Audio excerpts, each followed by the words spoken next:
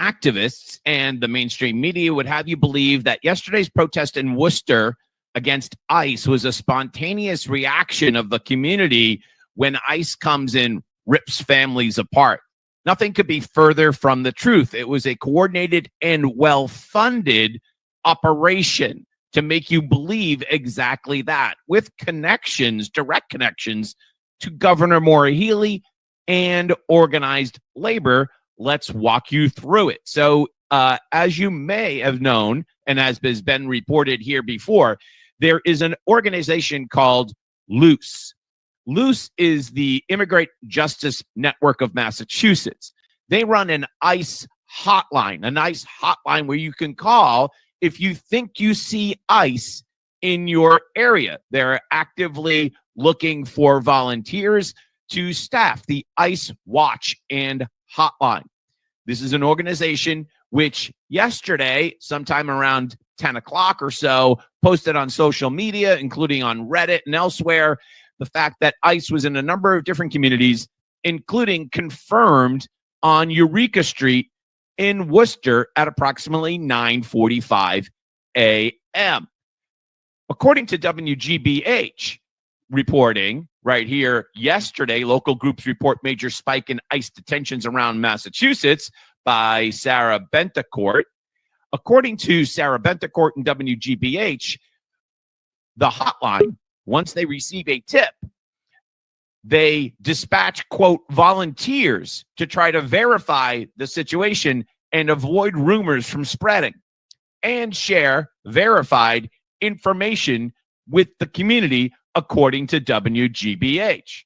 So I said to myself, how do they afford all of that? Well, it ends up, if you head over to the Loose website, you can donate. Then they're actively soliciting donations over at the Loose website.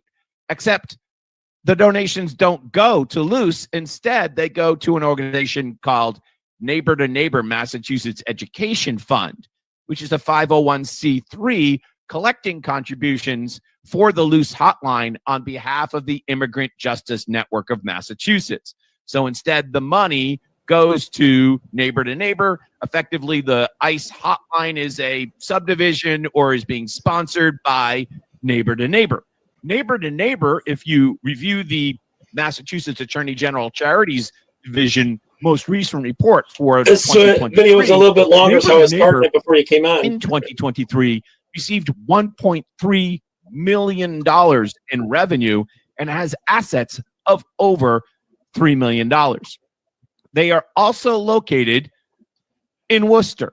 They are located in Worcester, just 3 miles away from Eureka Street at 29 Endicott Street in Worcester.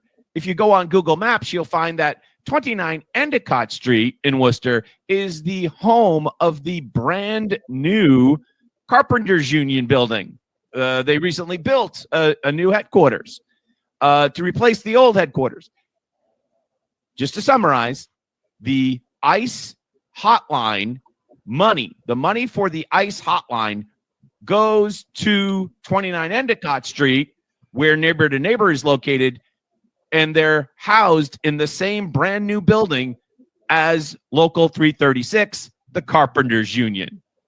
Now, Neighbor to Neighbor is run by the executive director, the person who receives the money for the ICE hotline is a woman known as Delita Roca. She's the executive director.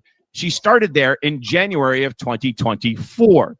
Previously, she worked as a labor organizer and Massachusetts political director of another union, 32BJ, the SEIU.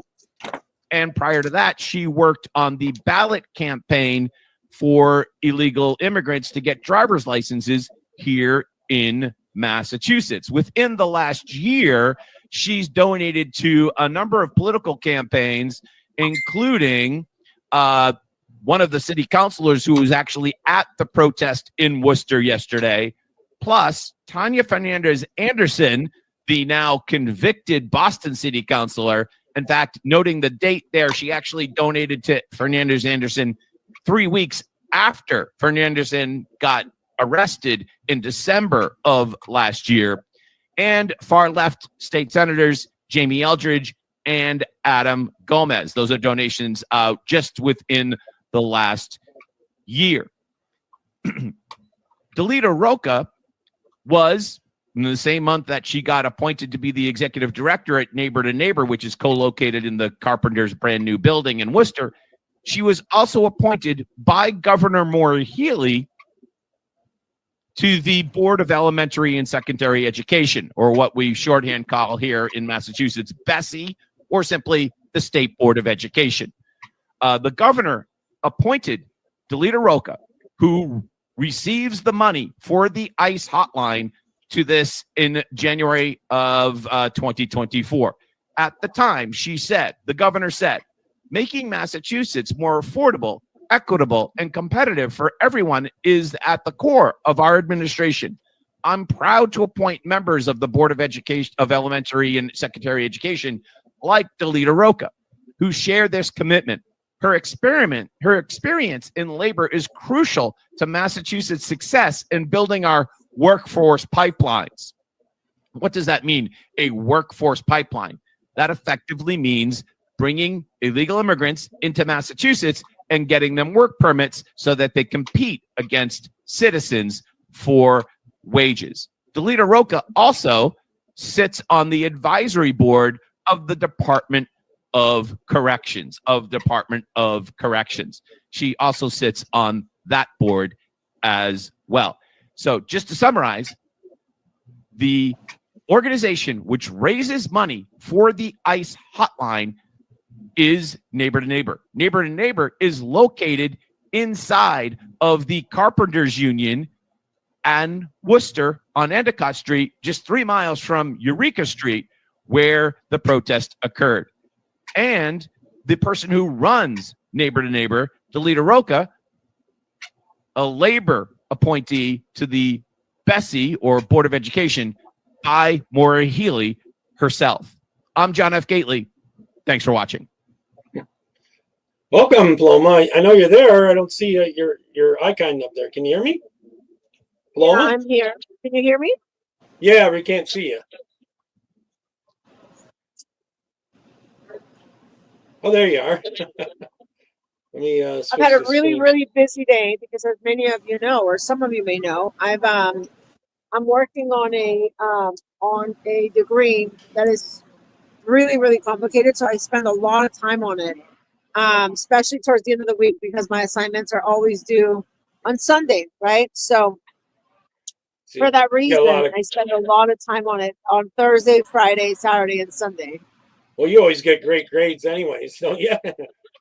Well, I'm not so much about the grades as much as I am about learning. You know what I mean? Getting as much as I can out of the degree. Yeah, I hear you there. So you wanted to talk about this issue, the illegals, and you were talking about the people coming in and getting birthright issue.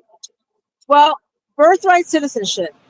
I know it's a big controversy right now, such as our deportations, right?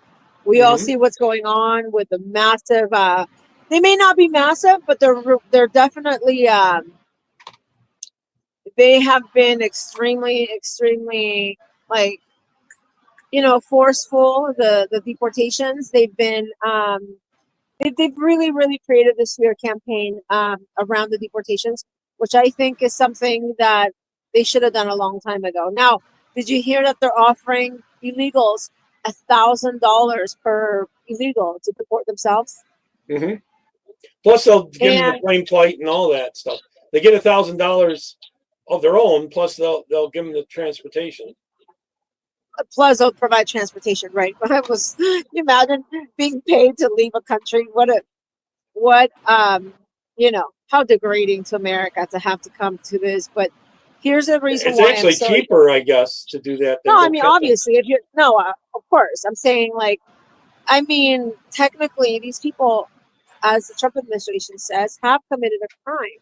If you run across the border, you've committed a crime.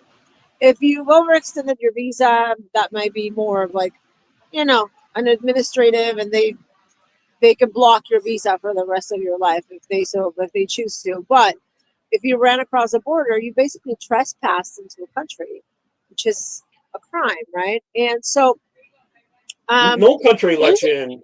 Every country has those no, rules. no, other countries would arrest you, throw you right out, put you in really bad circumstances. But here's the thing, though: there are so many of them, and they know that they know it's going to take years for ICE to come from door to door and get every single one of them. Though I got to tell you, they are Okay. scared. I told you this last time we talked. I saw some of them in Pennsylvania, and they're not living in a good state, in a good emotional state, because they do understand that there are millions of them, and it's basically almost impossible to get to all of them. Maybe in the next 4 years, No, but not even at the I rate they're going. They say that Obama and all those deported a lot more because they weren't getting resistance by the judges and all that, but they also were letting in a lot more at the time. So it was kind yeah, of an even exchange, like a million out, a million in, or 2 million in at the time. yeah. So in Well, this I mean, case, he really does have the border close to closed, not totally, but it's close to it. yeah. Well, the thing about it too, though, is that again, it's before they used to be more concentrated in one part of America, right? And Hmm. right now they're pretty much everywhere. This is when I got involved. When I got involved, they were mainly in the southern states, in states like Border, California, in those states, and Arizona, even Texas, New yeah, Mexico. yeah, and even some of them in like places like Chicago, right? But Hmm. you didn't have massive illegal immigration in places like New York or Pennsylvania. And what's happening with birthright citizenship, and this is one of the ways they've and we know this, they've anchored themselves for decades now. They've I mean, think about this: people that came in illegally 20, 30 years ago, right now have millions of American citizen children running around America with the ability and the legal right to vote. Not only that, but most of them most likely lived off of welfare and social services, social Because programs for years, because that's what they do. Somebody that runs the program, some of them went to college and all that on our dime. someone what? Some of them went to college and everything on our Oh taxpayer yeah, dollars. oh of course, yeah, yeah, yeah, yeah. I mean, I'm not saying they're They necessarily got that bad all free people, too. but yeah, but the thing about it is that the reason why a lot of them were even born to begin with was because it was a ticket for their parents to rape the American system. It's not, a lot of times it wasn't because they wanted to have five, six, seven children. Let me tell you how I got involved, okay? Hmm. I started watching what was going on in California, in LA in particular. And I remember watching these women run around with a stroller with a couple of babies in there, and then two more, and then a toddler, and a 4-year-old, and a 5-year-old, and a 6-year-old, and a 15-year-old, and it was like, oh my God, how many children these women have? And then I started finding out why they had so many children, because this is me basically growing up, not knowing why they had all these children. They get money Then I for them. started finding out that they got money for each child. But it's not just the fact that they get welfare and food stamps. They get all kinds of benefits. They get benefits like housing. I mean, they get all kinds of benefits, and so they know their way around the system really well. They together they strategize, right? And so it's definitely not something that they do randomly. They do it strategically. They do it collectively. They have these systems. They turn them into these sort of cultural, um, you know, systems and networks. They network. They know how to network when it comes to raping the American system. While Americans are working, you know, at these places, at these restaurants, at these places, Hmm. and paying taxes and supporting. I mean, think about it. You know, in our countries, it's very common a lot of times to have multiple children. Um, Yep. you know, families uh, are well known. It's well documented that a lot of families, and you know, back maybe 50, 40 years ago, 60 years ago, and before that, I'm from a used to family of have, 8 myself. huh? I'm from a family of 8 kids myself. Yeah, Now this and this so is the 1950s. yeah, but they used to have a lot of children. They used to have like, you know, 10, 12, um, 15 children. I mean, it was very common. I don't know how the woman did it because I can't even imagine. I mean, life, I guess, is different in those They say places it gets because easier after the first one. I don't know how easy it could be to have 10 children, to be honest with you. But um, yeah, no, I can't even imagine. But what I'm saying is that it's very common. It was very common. Now it's not. Now we're down to like the average is probably like 2.5 children in It's actually Mexico. less than that. We're not even giving enough birth to replace ourselves. Basically, there's so many are going into. Well, you didn't want to talk about trans, but also the abortion and all that kind of stuff that's happening. Well, yeah, that's a whole nother thing too. But um, what I'm saying is that for them, it always has been historically even part of their culture, you know. And but even more so when you're incentivizing these people, when you're telling them, look, every child that you have, we're going to be giving you money for the rest of their, you know, not the rest of their lives, but for the next 18 years, you're going to be receiving money for them. You're going to get, you know, the more children that you have, the more benefits that you're going to get. You know, all that. And so it's obviously, again, an incentive, a huge incentive for them to keep on getting pregnant, especially because they know that the more children that they have, the more and more that they're anchoring themselves into America. So basically, a right and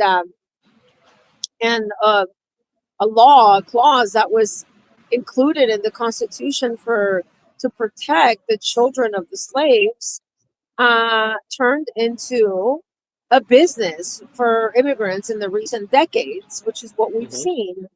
And see, a lot of people back maybe 20, 30 years ago, they didn't see it that way. They said, well, if you're born in America, then you're automatically an American, and if you're an American. But that's um, you know, that's only if you know, maybe your parents are already here legally. That should be if maybe, you know, like say you are, I don't know, deployed somewhere. And even then, a lot of countries will not give you automatic citizenship just because you were born on No, you have to on the apply territory. no matter where you come into. You have to apply for it. Yeah. The So reason for the 14th Amendment was to protect the Democrats from when they got back in power from kicking all the blacks out of America after right. slavery. Yeah. So it's definitely a right that has been widely abused, and that you know, and I'm not lying to you when I tell you that I've been advocating against it since Trump took office. You can go back and watch my post, and because I know what's been done with it, and it's been done with it by millions of people, and those millions of people have now had children, and those children now have the power to vote and to completely change everything America stands for. Right. Without, I mean, and think about it. You go back and you know, you go back in this regression of how it all started and how they got here, and none of it makes sense because so you're basically forcing citizens into a country through crime and then Right. giving them rights. And then those children, they can apply for citizenship for their parents, well, residency and then citizenship. So they basically they chain migrate their parents once they become of age. Once they turn 18, they can petition their parents, and then their parents don't have to leave the country if they ever, you know, ran into any problems. Basically, I've seen it happen. It happens daily in California. It happens by the millions in California. And then you have all the whole industry of the immigration attorneys, obviously, who are drooling over these people because most of them don't know how to do it, so they have to hire an immigration attorney. You've dealt Even with though some it's really order. technically it's really easy to do. It's just it's expensive and it's time consuming, but it's not necessarily something that is difficult to do. But obviously, if you have 10 people living in a house, and this is something that I get criticized a lot for saying, and I don't care because it's true. If you have 10 people living in a house, and the rent is being split between 10 people, you're obviously going to have a lot more discretionary income than a regular American would have when they're paying the rent all on their own, or with maybe another with their spouse or a couple other family members. So because of that, they do have a lot of discretionary income. That Did you income a see lot out of in times. California where they're house squatting? A lot of these illegals are house squatting and taking the houses. Where? What part of California? In California, I don't know. I've seen videos. I think it was a little bit was in San Francisco, but some of it was in the. So they're finding empty houses and squatting. Yeah, they're going into someone's house. Say they're gone for a week or something like that. They'll come in and take over the house, and they can never get them out. And especially a lot of rentals they're taking, and they're Oh house my squatting. God. And bunches of them will move in, and because of the laws in California, they house squat, and they can never get them out. A lot of times you end up having to get them. Here's $30,000 if you leave. They have to give them thousands of dollars to get them out because of the laws in California. It's so ridiculous. Wow. You haven't seen any of those videos? I No. played probably 30 of them at least. So I have not. I've been so busy. As you can tell, I look and exhausted. the cops because just, they get the cops, and the cops said, I can't do anything because of the law. There's house squatting laws. If you've been there a certain period of time, you basically can take over the house. How long? No, you got to share some of those videos with me. I have not seen them. Okay. Maybe someone in the chat can find those. And it's ridiculous. They're literally taking the house because they're squatting, and then they claim, "Oh, I got a piece of paper and this and that," and then you try to fight it out in court forever. They make up a fake piece of paper saying they own it and all this and that. Oh my God. Yeah, and that just drags the thing out for years. And the people that own it, they can't collect rent. They have to go get another place themselves. All that kind of stuff. So Well, you got to share the videos with me because I don't understand how they get it to begin with. they go in when the people aren't home or someone's not there. And if they're there for the week, they can prove a lot of them get mail there, like bills mailed there and this and that, I don't even know how they get the utilities turned on. I guess they get somehow a proof of rental or some stupid thing out there. I don't know. That's really strange because you think the police would be more on top of that or smarter to realize that it's trespassing. And eventually, if you fight them for years and years, you can get them out, but it takes years to get them out. A lot of times you end up paying them a lot of money to just go away. So it's ridiculous. Wow. You got to share those videos with me. Yeah. So, so again, birthright citizenship is something that I saw it as one of the biggest problems in America years ago, because this is what I thought. Wow, you have all these little children, right, that are 5, 6, 7, right? They were born here. Technically, they're little Americans. Look at them, right? I got one right here for me, right? They're little Americans, right? Mm-hmm. But in 12 years, they could vote. And these people are having them by the millions. So we're going to have millions of new little voters that the Democrats can sway their way and vote against us and completely influence the outcome of an election, which is what we've seen.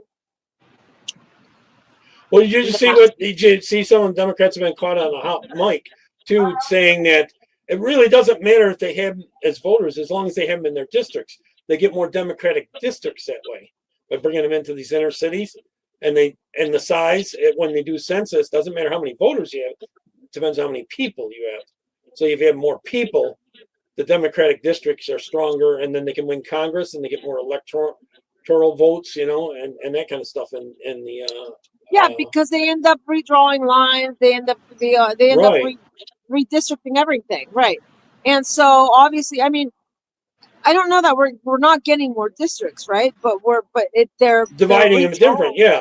So that makes Yeah, those red it makes a areas big difference. Yeah, very big, and then these blue areas all real small, but they get a lot of Democratic they votes get a in lot of Congress electoral that way. votes. Yeah, Yeah, in right. Congress that way. Even though that's not necessarily citizens there, it's people there. Uh-huh. It doesn't Well, matter if as you much their notice, they've been moving them to places where I mean, they strategically started moving them to places like like New York and Georgia, like in places Atlanta where we area. had never seen them before. Why? Because obviously they're planning ahead. Even though I gotta say, I'm as much as I hate them, I don't know It's that I'm smart. not saying I'm not saying I don't like this, but I'm very disappointed in the Democrats. I thought they were a lot smarter. They have a lot of money, and they made some colossal mistakes over the last 4 years, and now I believe that's the reason why we have Trump in office. I mean, like what they did with illegal immigration, They it would was have so gotten away awful. if they did it slower. No, but you know what though? This is where going out there being boots on the ground really does help. Because it was those smaller reporters, such as kind of like man or woman on the street, kind of how I got started, right? That really brought all the attention that it needed. Then once it got from there, the Ben Berquams and all those people, because he does do a really great job. Ben does. I mean, I don't like the fact that he works with some, deported drug trafficker in Mexico, but at the end of the day, Ben does do a really great job as far as reporting what's going on at the border, which is how I met him, which is why well, I met him before that, but we started working together at the border, really exposing what was going on out there together. Um, and I know that he's been traveling around a lot, and I know that Steve Bannon with the War Room and all those people, they really highlighted what was going on at the southern border and the massive illegal immigration. And then obviously the mainstream media had to pick up on it because that's what they do. Like, let me tell you something. In 2017, I think it was, there was a huge caravan in Tijuana. There was nobody out there reporting but me. I was the only one. Nobody came yet, right? I remember going to right to the border, and there was a camp of must have been over 1,000 people that were camping out right by the border, right? Mm-hmm. And so they're very they're they're a lot of them are criminals, I have to say. So they're very slick, and they know how to get away with things. They know how to get their way, right? So one of them started yelling that I had a bomb. I had a phone in my hand. He accused me of having a bomb. Like, it was just so Just to get random. people to come after you. Yeah. It was so random, and it was so weird to be like, what are you talking about, right? And suddenly he got everybody's attention because he started yelling that I had a bomb. And before you know it, instead of being able to film and stuff, because they were specifically advised, do not let people film you, because if you let people film you, Gets this in is the going to get news. to the mainstream media. So then I caused a big deal because I said, you know what? No, I am not going to let you. Push me away. You're not gonna drive me away with lies. This is what's going on. I want to show it. I'm going to show it. So, um, the San Diego Tribune newspaper. I don't know if I ever told you this, but the San Diego Tribune newspaper did an article about me, claiming that it was because of me that Paloma for Trump. Listen to what I'm saying. Paloma for Trump obligated the mainstream media in America to finally get their asses out there. Why? Because I was going viral to a point where they couldn't control it anymore. Well, got you on the Ingram angle, I remember. Well, Right? yeah. But it wasn't just Laura Ingraham. I was all over the place. I was Dennis Well, Michael. that's the ones we would watch. As soon as Dennis Michael Lynch featured me, it was all over from there because I started reaching like each video had like 8 million views, 10 million views, 20 million views. So then a year later, the San Diego Tribune said, well, I mean, it was very clear to us that there was no one from the mainstream media, you know, from the legacy media reporting until you went out there. I'm like, well, I didn't really go out there. I was already there. And the reporter was like, because of you, they had no choice but to get their cameras out there, get the reporters out there and report, because otherwise everybody was going to be watching you. And so that was do you remember when you were recording? There was a bridge going into America or something, and they were camping out right by the bridge and underneath the bridge, and there was a bunch of camps, and it was getting pretty bad. I mean, the conditions where they were living in. You want to talk a little bit about that? It was horrible. Yeah, it's right by the border, and they were living in thousands deplorable conditions. Yeah, really awful. And there were thousands of them. And so what I did is that I started organizing people because I brought a lot of attention to it. And it got so scary. Let me tell you how you ended up in a car with them surrounding your car. No, I ended up on the cover of the Frontera newspaper, which is Tijuana's main newspaper. Okay, listen to this. Everywhere I went, they were like, "Oh my God, you're that Trump woman. You're that Trump girl. You are the anti-immigrant person." A lot of people, most people sided with me as far as Tijuana locals. And the only thing that, I mean, I was kind of scared of with the whole cartel thing, and the reason why was because a lot of times the cartel does kind of makes some money with the whole crossing, with the coyotes and all that, but it's not really related. Drugs and illegal immigration are not really related. For anybody who says that, they're basically exaggerating, and because they're not. It's not really related. One thing is illegal immigration, and another thing is drug trafficking. Mm-hmm. So, child trafficking too. Huh? Child trafficking, sex trafficking is too. Yeah, that's a whole other thing. Yeah, human trafficking. Well, human trafficking and the cartels, that could be more related. But as far as illegal immigration, which is what we're talking about, it's not really related to the cartels. Sometimes the coyotes, but the coyotes don't sell drugs, and the cartels don't transport people; they transport drugs. So, but anyway, I guess in the beginning I was a little scared of the cartel because I was like, I don't want my name out there. I'm, over here causing problems at the border, and I'm, as they say, heating up the land. That's what they say. You heat up the land. What that means is you bring attention to, a certain area, and they don't want attention. They want to be able to operate as quiet as possible. So Sunday I ended up on the cover of the Frontera newspaper, and I was like, oh my God. Oh my God. Oh my God. I mean, this is a paper with, I don't know what the circulation is for the newspaper, but it's pretty high, and not only is it pretty high, but everybody in Tijuana sees it, everybody in Tijuana knows. How did they report it? Well, about they reported it as an anti-illegal immigration leader. I was a leader of the anti-illegal immigration movement in Tijuana, right? And I don't know if you remember, but the Tijuana mayor at the time, who recently just passed away, came out with a "Make Tijuana Great Again" hat. If you remember that. I don't. Yes, cool. he made a hat that said "Make Tijuana Great Again." He was the mayor, so he was taking a very, very, very strong political stance at the time, which was, I mean, unheard of. You don't hear, I mean, not with a red hat anyway. Maybe you do it in other ways, but not, I mean, he walked out of his office with a red hat that said "Make Tijuana Great Again." And once he did that, oh my gosh, people started siding with me. Wow, I look so pretty in that picture, Jerry. Oh, yeah. Should have just left that up there. I look like I slept and I took a shower, right? So, a good background.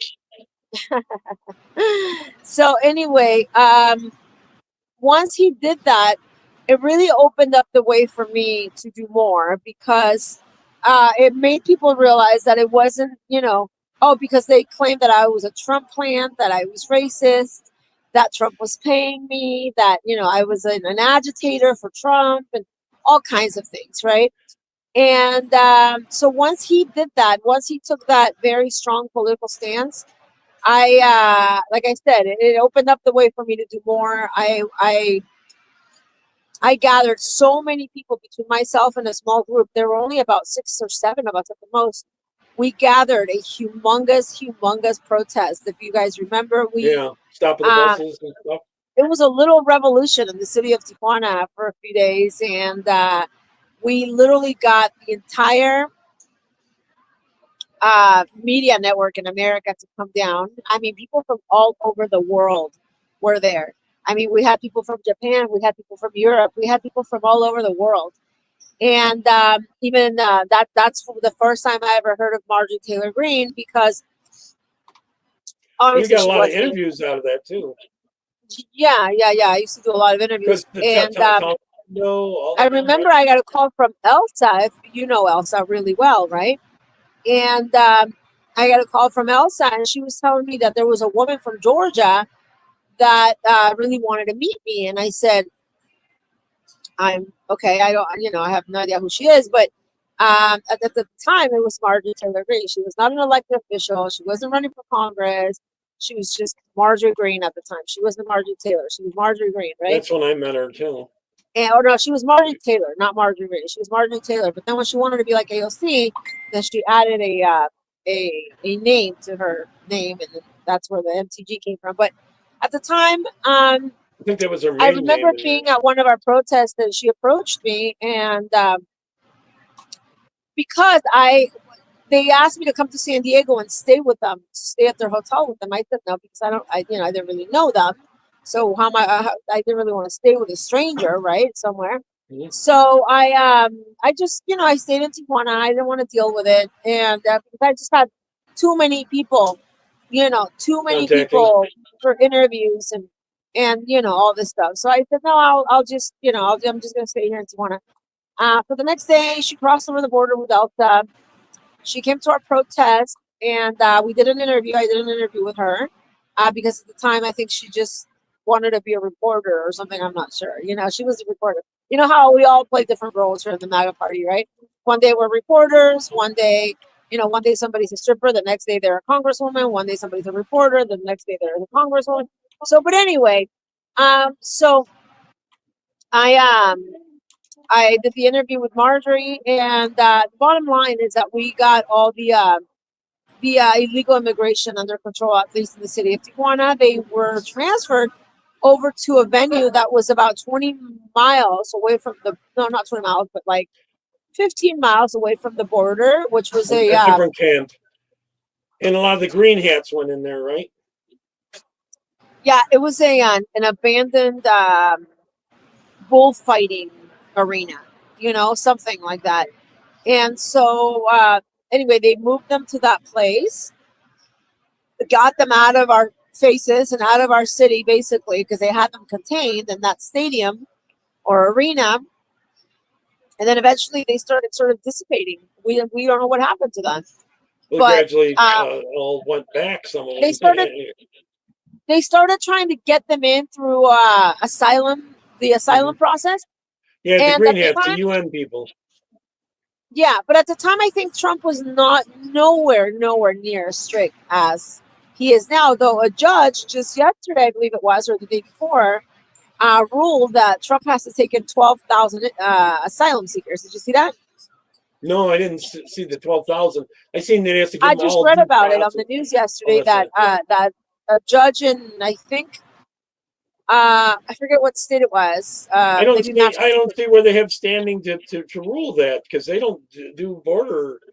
The judges aren't supposed to be doing the border thing. That's supposed to be the president's deal, or federal. He ruled that because I think right now Trump had kind of halted the asylum seeking program, which he should, because asylum is, again, another law. Asylum is supposed to go to the next country next to you to get into, not go 15 countries away from you.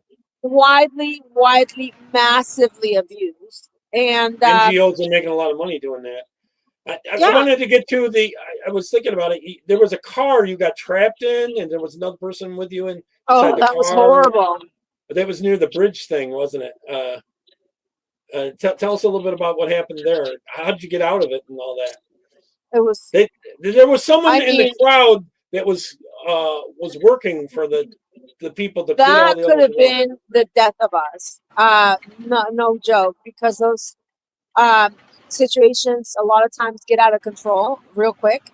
They escalate quickly. They get out of control quickly, and before you know it, someone's dead. And people are like, "Oh, oops, what did we do?" You know, because a lot of times these people act like animals. They are like animals. I'm telling you, I saw it. You know, so apparently, the deported drug trafficker Oscar Ramirez was really jealous that I was out there at the border reporting, and he wanted to be the only one, right? So apparently, he started passing around my name and saying that I was against illegal immigration and that I was out there reporting because I was. So let me tell you what happened. So I was there. I think it was on a Wednesday, right? Everybody was fine. I was there for about an hour. I was recording what was going on. Nothing, nothing, no violence of any kind, nothing. But my video started going pretty viral again because Mm-hmm. we have that huge page, American Up, right? Mm-hmm. And so my videos were reaching, a good amount of people. And so he got really jealous. So I come back the next day, and apparently he gave them my name saying that I was pro-Trump and 100% against illegal immigration. So as soon as they saw me, I parked down the street because it was hard to park there. So I parked down the street. We're walking, and as we're basically walking towards the camp, I'm not really thinking anything of it. I'm thinking, well, you know, Because you'd done I'm that fine. before. I was just here yesterday. One of them starts yelling, she's what was he yelling? Something like, I thought he was a plant or something in there that they have people no, that are she like started drugs. yelling something like, she's here to hurt us or something. She's gonna hurt us. Or, and started pointing at me, and all of them, when I say all of them, I'm talking about like, Hundreds. from what I remember around us, at least like 100 of them around us. Yeah, I remember And hearing there it. were only two of us, and there were some taxi drivers that were parked, because Mhm. it's the exit from America. So I think, like, I started kind of fighting back and forth. I was like, get away from me, you know. I'm like, I Yeah, could be you're a here. small woman too. Yeah, no, You I'm stand right feisty. up to I'm a little too feisty for my size sometimes, him. And so I started telling them off. I'm like, get the hell out of my face, and but one of them pulls my hair, right? Like literally just pulls, not a lot, but just kind of like pulls my hair to see what my reaction would be. Another one knocks my glasses out of my face, right? So when the taxi driver saw that, he was like, "Oh no, no, no, no, no, no, no! I can't. I'm not gonna let this happen because before you know it, all of them are gonna be physically attacking them." So he was like, "This guy had no idea who we were, right? This taxi driver." He opens the door and he goes, "Get in the car!" Right? And he tells both of us to get in the car. I looked around. I saw his face. I got in the car. Both of us got in the car. He said, call 911. So we call 911, and They we surrounded call the 9. car, if I remember, and they We, were yeah, he threatening the locked car. us in the car. They Yeah, didn't do anything to him, but he locked us, and they started pounding like animals in the door, like when pounding you're on at the like, car. Yeah, one trying to of those scare you. wild zoos. Yeah, like literally when you're at like one of those like safari adventures or something, and you got the Yeah, animals crawling all up in the car. That's how they were, right? they And had the numbers. it was horrible. And so we would have definitely gotten majorly hurt by these people because of this supported drug trafficker and his jealousy. The reason why I know is because let me tell you what happened. So the reason why I know is because they had a page against me. They were running a page against me, and they posted about it. So it's not like I was speculating. So then I said, "Oh, really? Okay." So I knew I had a lot of people watching me, right? There were thousands of people watching me. That I think the video got like, I don't know, it got a lot of views, right? So I started saying Oscar Ramirez did this, right? Because I knew I had already seen it on the page, them posting threats that they were going to do something to me. But I didn't realize what they were going to do. When they did it, I was like, oh my God, I know who it was, right? I know how they got my name in my picture, and because they had a picture of me.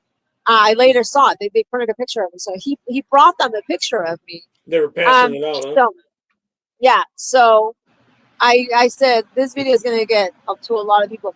So I started screaming out his name. I said Oscar did this, right? So after we went, the cops got us out of there. Cops came within probably about 2 minutes because they were literally down the street.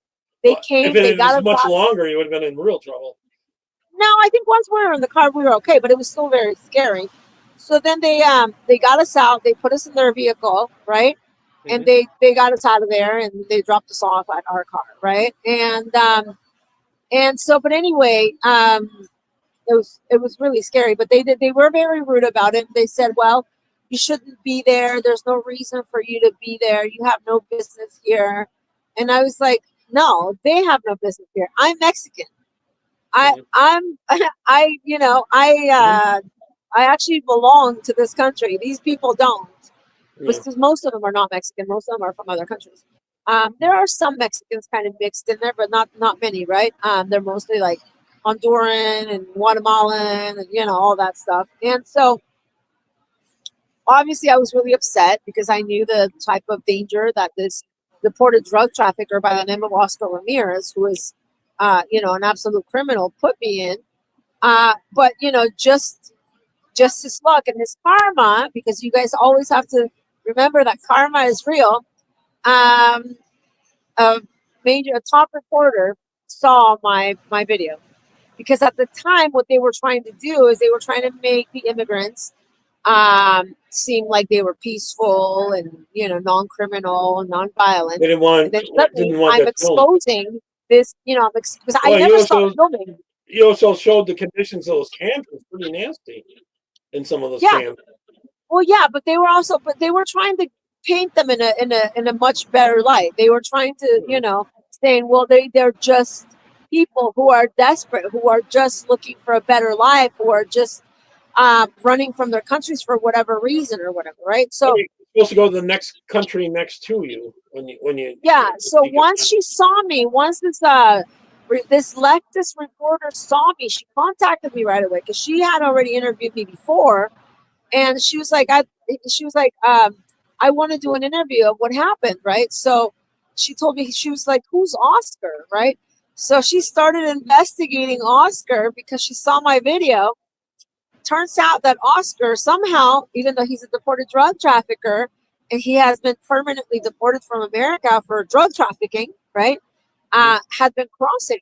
Somehow, we don't know how, right? And so she exposed them on MSNBC, on obviously national television, right? They did some hit piece on both myself and him. But with me, I mean, I don't really care because they can do as many hit pieces as they want. But the only thing that they're really going to expose me for is for being anti-immigrant. And I'm not ashamed of being anti-immigrant.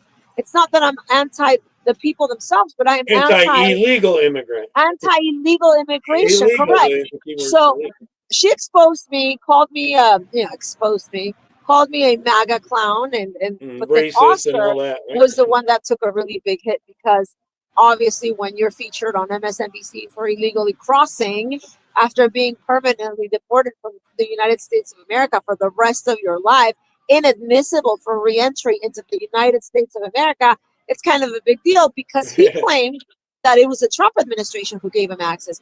I don't know if that was true. I honestly don't think so. I can't see the Trump administration giving receipts for that. Yeah, exactly. But that's what he claimed, though. Yeah. And so it's the only illegal that they'd be against, huh? That was the kind of the last that we saw of him crossing and laughing at Americans for having at some point been deported and yet being back on American soil. And so yeah, so that's how that basically turned out. And he was featured on many different platforms, MSNBC, the Daily Beast, and different ones that are very much against us, against our movement and our ideologies are total opposite. Well, there was a time, there was videos he was very anti-American and then became pro-American later on. Cool. Oscar. Oh, Oscar has, I mean, honestly, I mean, and I don't want to make this show about Oscar because I don't think Yeah. he really deserves all this attention. Yeah. But I do got to tell you, the guy basically saw me in Tijuana getting this huge amount of press and attention, and he jumped on a bandwagon that he didn't really even believe in.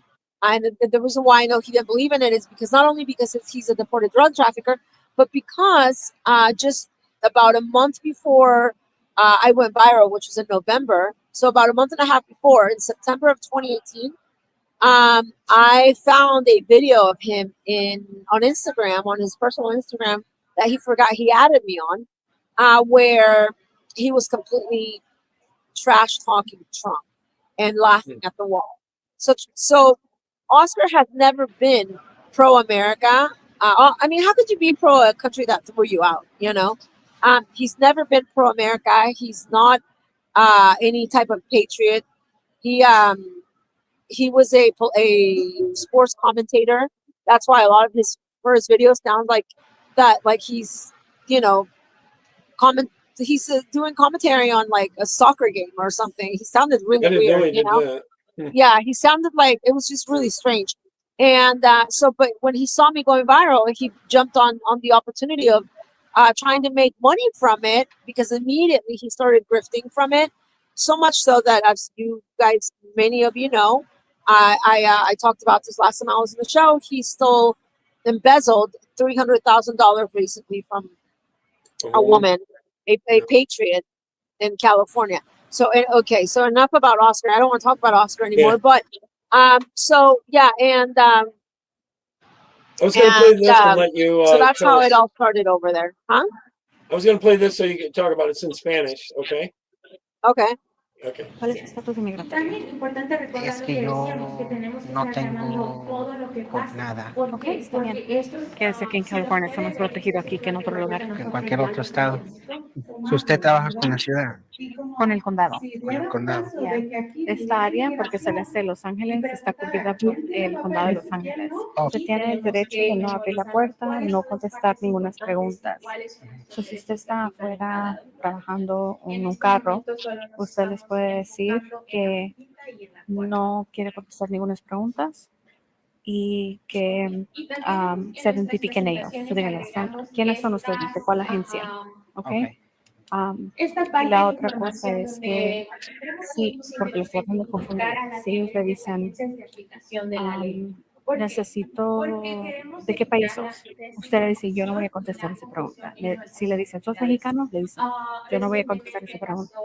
Porque ahí les está dando razón para que ellos sospechen que es indocumentado, ¿ok? Sí, sí. Recuerden, no les puede dar su nombre y eso es todo.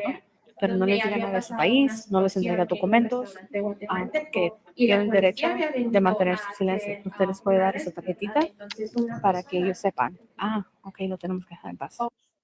So those are government workers telling him that. What is he basically telling her? He's giving them. I mean, she's basically giving them instructions on what to do, what not to do, to go around the law. Isn't she? Yeah. She's telling them not to answer questions. She's telling them not to tell them what country they're from. You know, Tell me you're from Mexico because when you're once not. you answer that, then you're automatically an immigrant, and then they can take you in. Yeah. Also telling him that he's from Mexico, even though he's not. So they're telling him, I'm from Mexico, so they can be next door for asylum, right? I mean, the thing about it is that Mexicans need asylum. There's no asylum thing. Well, no, I mean, no, here's the thing. I mean, political asylum is meant for people who are in actual danger and who have to flee their countries because their life is in danger, because their life is threatened in some way. So a lot of times there is need for political asylum, but political asylum is not meant for economic asylum. It's not meant to, for economic reasons. It's for danger reasons, for safety reasons. It's not because you're looking for a job, or it's not because you're looking for a better life. Because if that was the case, well, then again, they would have to go through the regular immigration system, which doesn't really exist. And that's another thing too, that maybe you know, America has to fix. But right now, America doesn't have to fix anything because we have so many that, you know, it's pretty useless to really, that's not pretty useless, but pretty unnecessary to fix anything. I mean, maybe if all of them were deported at this point, then maybe America could begin thinking about fixing the immigration system as far as, you know, making, creating programs to give maybe temporary visas for work and for all different Well, there's ranks, green all cards. different types of work. But for right now, the only people that can really apply for jobs as foreigners are basically PhDs and, you know, and investors. One of the people in my family recently applied for his residency, but that's because he invested a lot of money, you know, and that's, it shouldn't, I mean, it shouldn't necessarily have to be that way, but that's how it is right now. And but the problem too is that, Well, because they flooded the country for a long time. yeah, but the problem too is that now they've taken so much advantage of the system through, like I said, through obviously legal immigration, and then also through birthright citizenship, that now there is no need for new immigrants.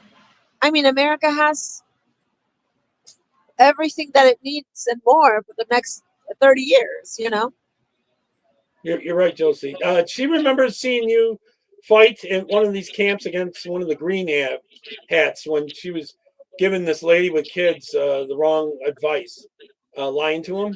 Well, the At thing one of is the that camps. we, like I said, this is why being out there really truly boots on the ground is so important, because you really get to see firsthand what's going on out there and what the Democrats have been, the systems that they have been creating, um, and um, and how basically how they run those systems.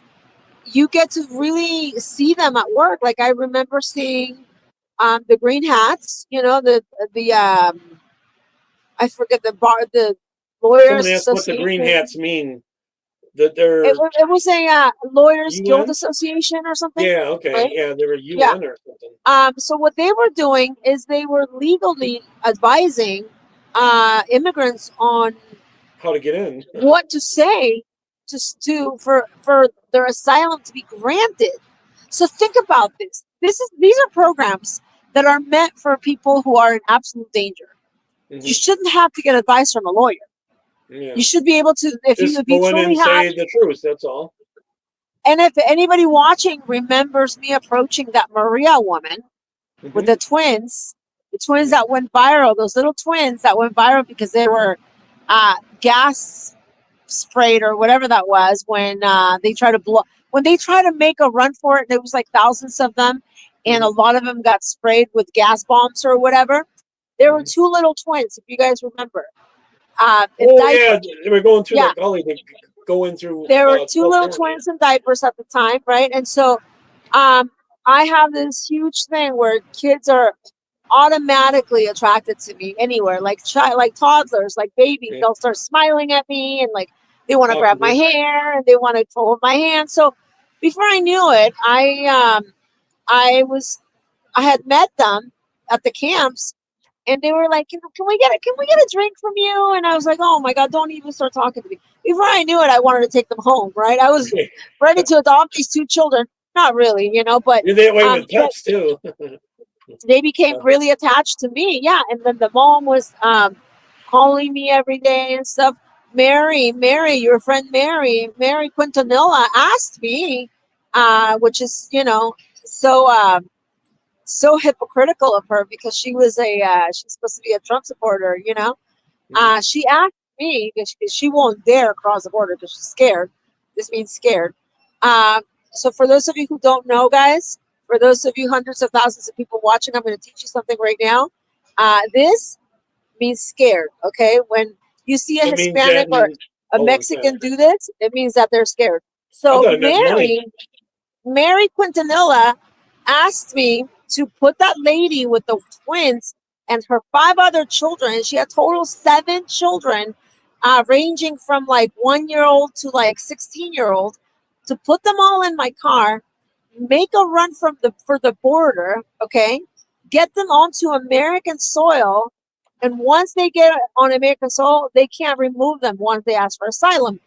So I didn't know Mary's real objective at the time because I had just met her. It was, a few months since I had met her, probably about 3 months. And then I realized, and then she goes, well, then you could just bring her over to my house. She's like, I want to give all those children a home. And I was like, if that's a big family. That's a family of 8. You want to give 8 people a home? Like, that's kind of weird, right? No. She didn't want to give them a home. Then I understood what she wanted, which I'm not going to go into detail. But believe me, it was all for self-serving purposes, because that's what Mary likes to do. And I think, in my opinion, from what I later saw with other people, she wanted to use that lady as a maid. Yeah. And and basically take advantage of her situation for her own gain. So that's my opinion, and that's what I saw. Cheaper. She asked me to cross them over. So if you cross this line right here, this is Mexico, right? If you get them into your car and you're able to drive them up to the border, and once they drive up to the border, they say, "I need asylum." By law, the U.S. government cannot deny them asylum. So imagine me, Paloma for Trump, driving a family of 8 people to the border to illegally cross them. And that's what Mary was basically asking me to do, because I knew they weren't in danger.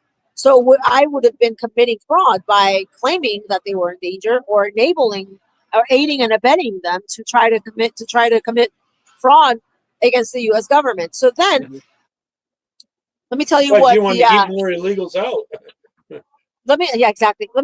As much as I like them and all, so I even offered them, I said, look, I can help you try to find an apartment in Tijuana, and maybe the lady find a house, to rent, and, a job.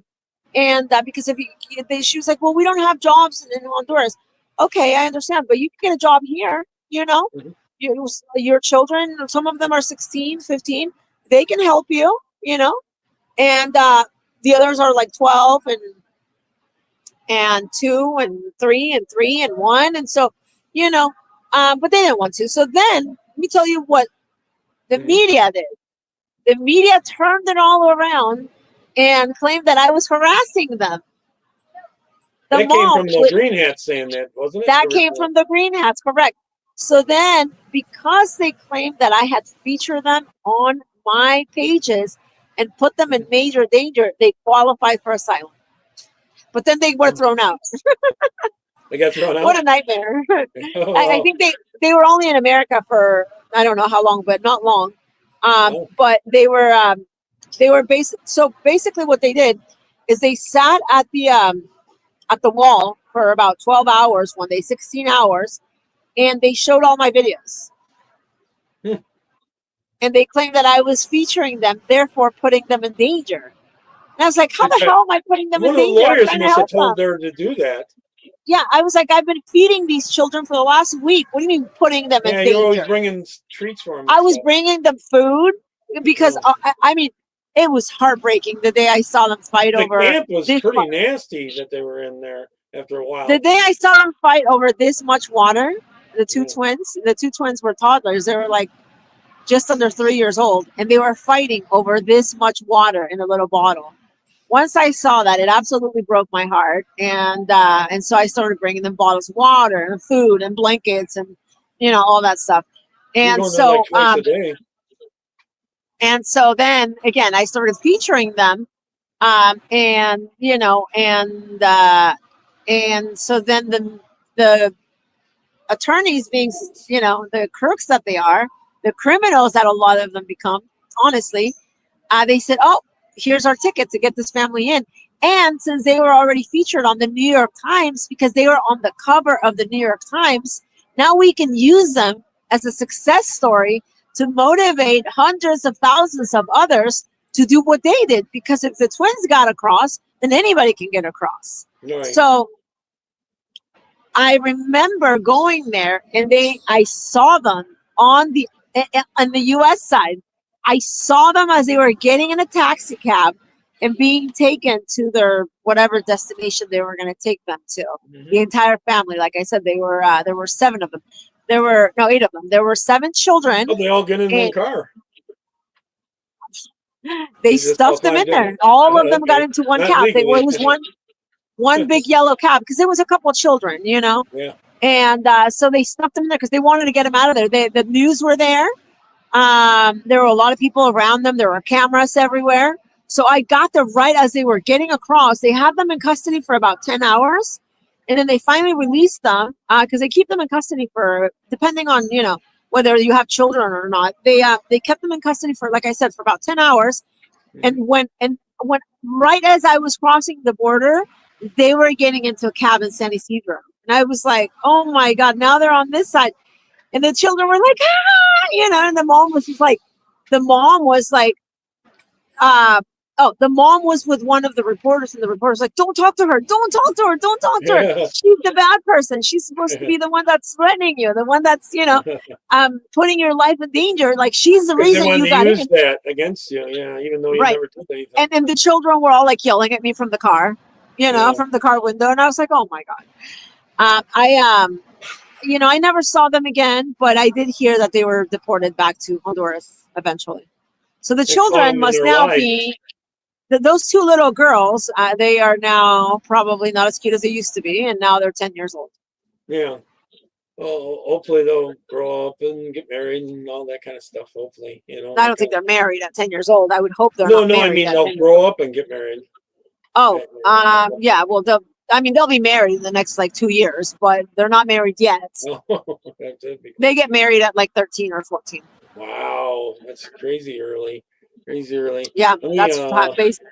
I mean, if it is that they even do get married, sometimes what they do is they just get pregnant, you know? This is similar to your situation. In New York, they're getting a bunch of these illegals to fill out tax returns.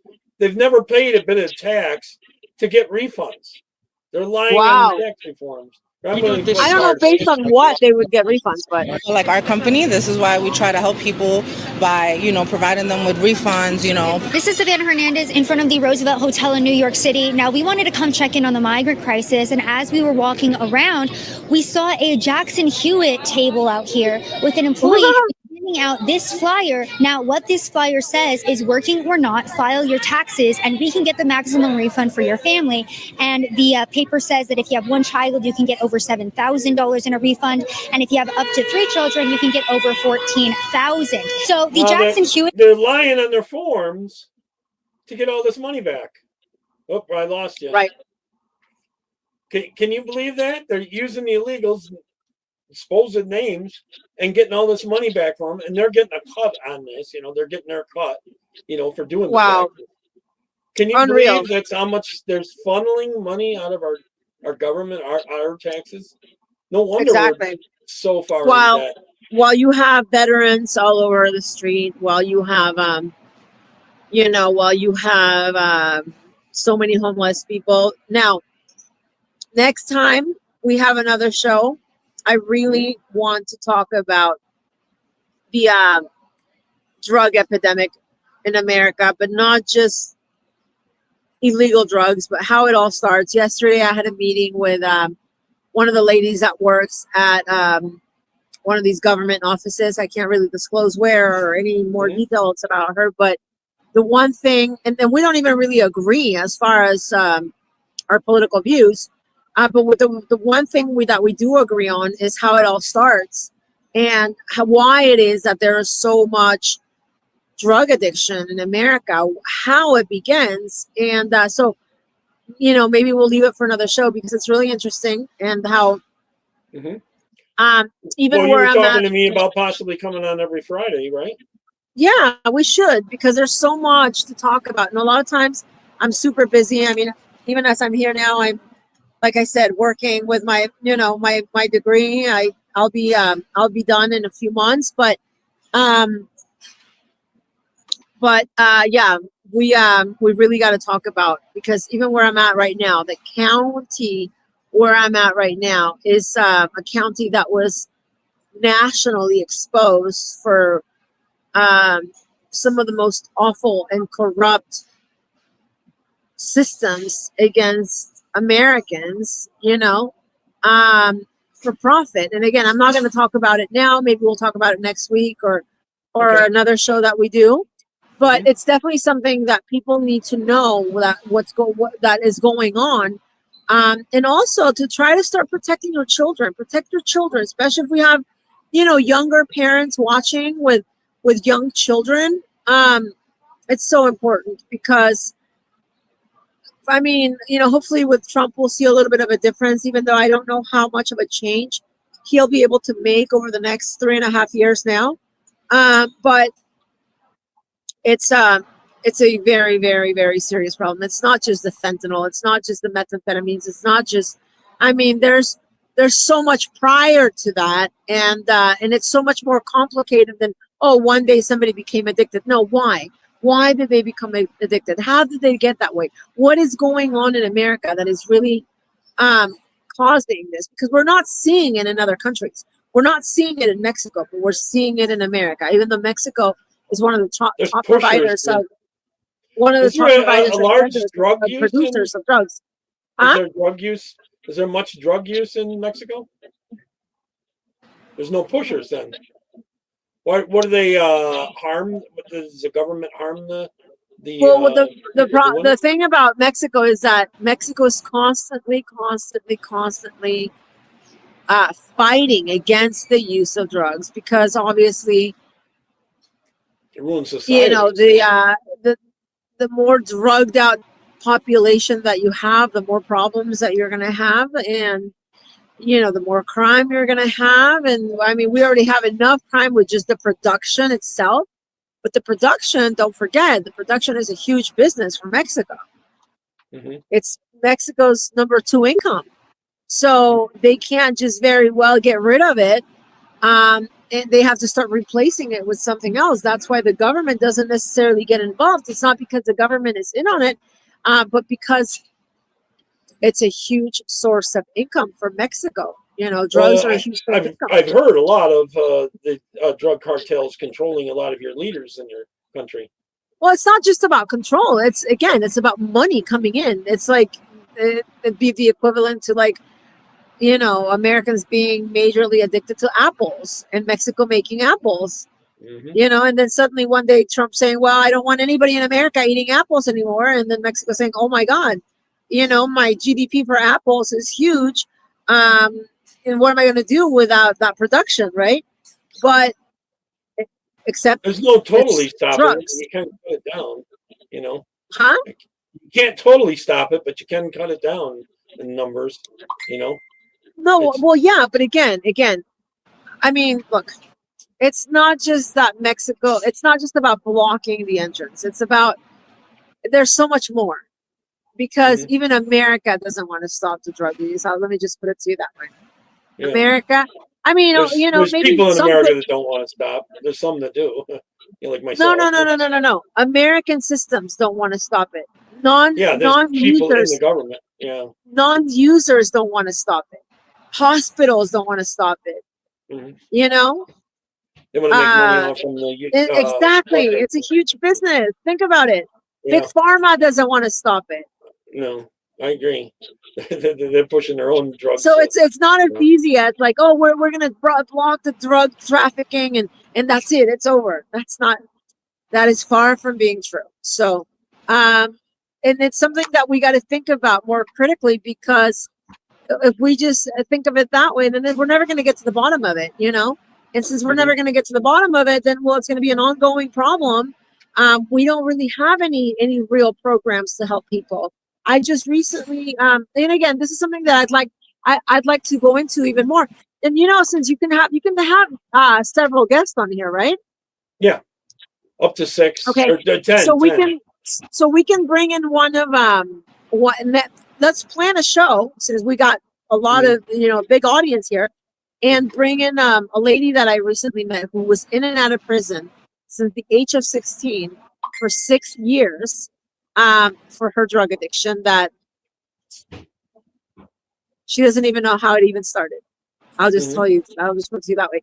And now she's completely recovered. She's really, turned her life around. But she has this. You're not talking about someone I know, is it? Huh? You're not talking about someone I know, is it? No, I don't. Oh, okay. No. This is someone I just recently met, And she can go into a lot of detail. She gets really nervous talking about it. I can understand, but I can actually, kind of guide her, because the thing about it is that she's got so much information in her brain about what she went through, that and she knows so much, that and then she's getting right now her PhD in Cool. Doing she's good getting for her life. PhD in mental health, or some sort of mental health field. And so she's got a lot of information, but she's not used to telling her own story. So we can come on and I can kind of interview her with you guys watching, so I can guide her. And as far as she's told me so much, as far as how it all works, how corrupt the systems are, starting with the police, with the local police departments. Some in on it, Harris is out there listening. I know he can talk about some cops that went down with these sex trafficking thing in Florida. There was cops involved. I mean, again, problems, crime, addiction, it's job security for them. I don't like Michael Moore, but watch his documentary when it comes to the Pennsylvania systems, prison systems. So all that, watch it. It's it's really it's shocking, and it's mind-boggling how this can all happen in a country like America. So again, it's complicated. It's not as black and white as it seems. It's definitely something that that has so many different layers to it, so many people involved, and so many different industries involved, that it's not something that you're just going to cut off by blocking the border. That's just not it's not going to happen. You can only cut it down. You can't end it. You can't end it. They will find a way, because when people are desperate to find something, they will find it. Believe me, especially when they they will make find that it. kind of money off from it. Would you ever want to do a show with Harris about child trafficking and how I they come don't know across much the about child trafficking. I mean, I know probably as much as you do.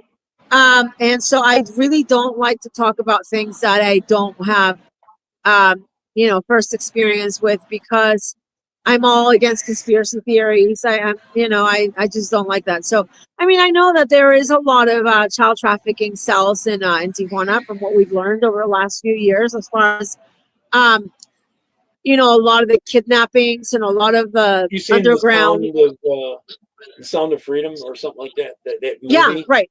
Yeah, well, we saw that, right? And a lot of that takes place in Tijuana. I'm very familiar with these places, because everything is, Tijuana is a small town, so everybody pretty much knows everybody. Huh?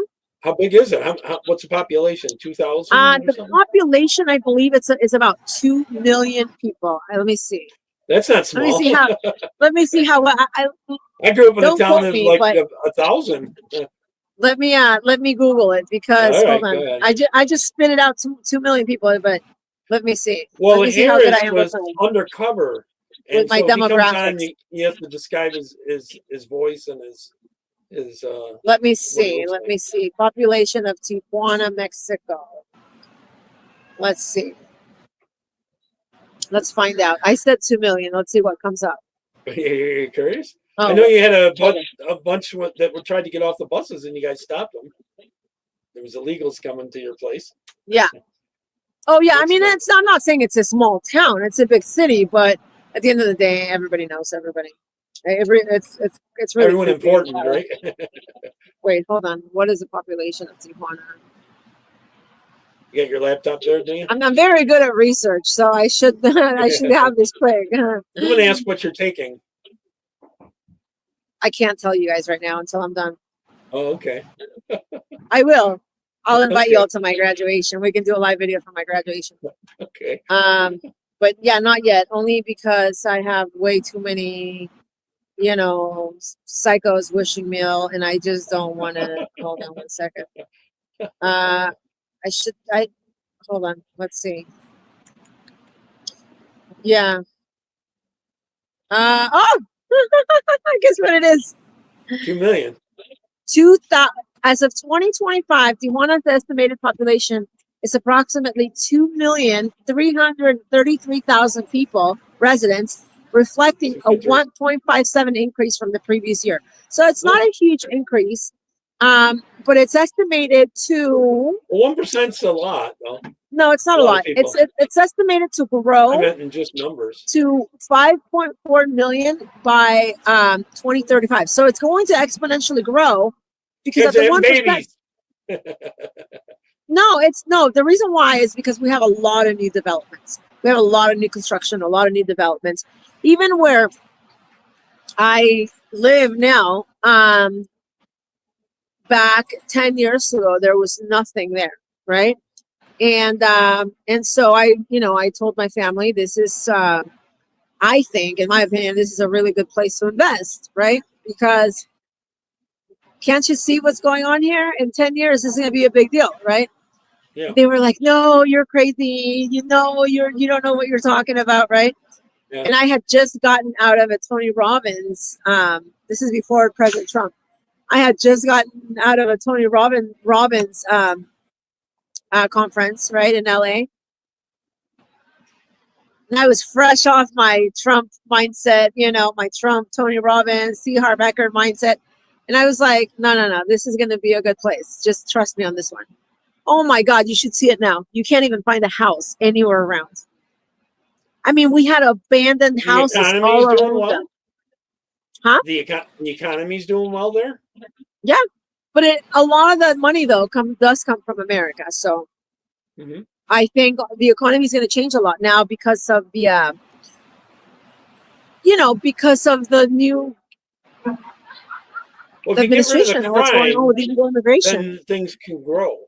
If you get rid of the cartel, if you get rid of the crime, things can grow.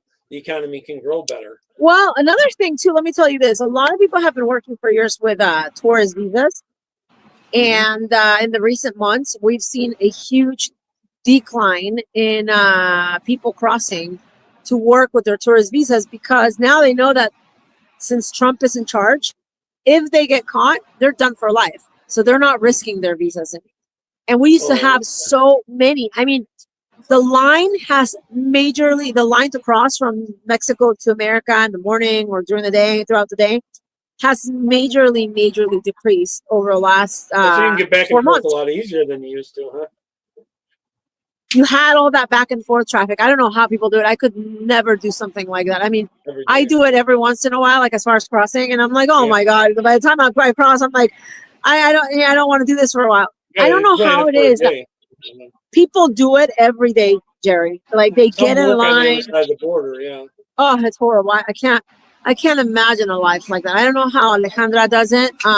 Oscar's apparently he had a mistress at some point, and she does it. And I don't know how she does it, to be honest with you, because I think it would be exhausting for me to do. I mean, I could do all kinds of other things, but as far as crossing every day, and I'm a U.S. citizen. Now imagine for a tourist to be lying every day for years just so you could work, But a lot of that has definitely, like I said, we've seen a huge decline when it comes to the abuse of the tourist visas because now they have secondary inspections that are a lot more enforced, which we didn't have before.